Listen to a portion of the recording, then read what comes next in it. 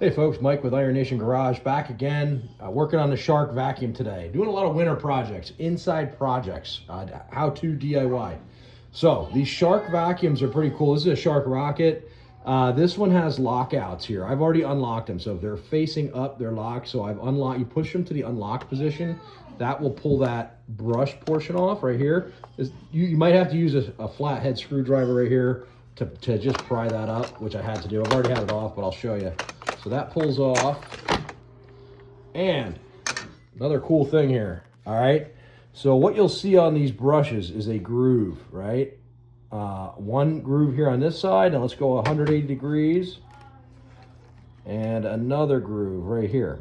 All right, what that allows you to do to get your hair out is to trim that, cut all your hair out on this one, and then cut it all out on this groove right here, okay?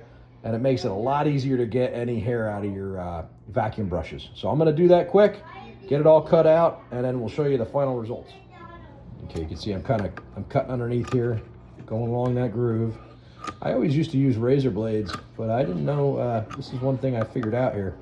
It's a nice little convenient thing. Again,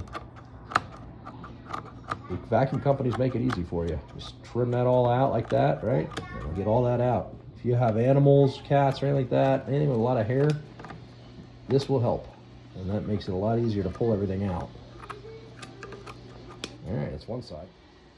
You can see it's pulling out a lot easier than if you were to go in and try and just hack away at it.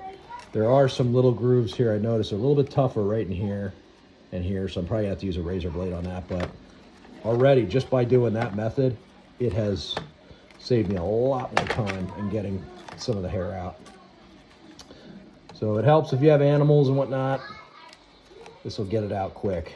So, all right, here is a close-up. This is much, much better from what we had before. I had to get a razor blade into some of these little grooves, you know, where you have the groove coming, you had to get right in here where it gets a little bit deeper. You can see in there. And then also check in and around this track area here. I had some down in here, still some a little bit, but much better than we had before. You can see it's gonna spin a lot better. Really the way to go.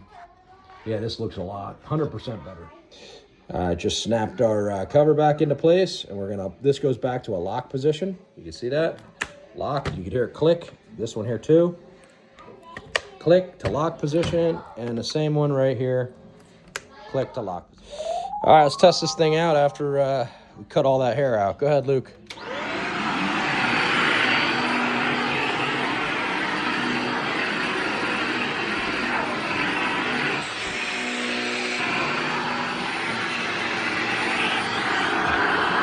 It's a little bit better.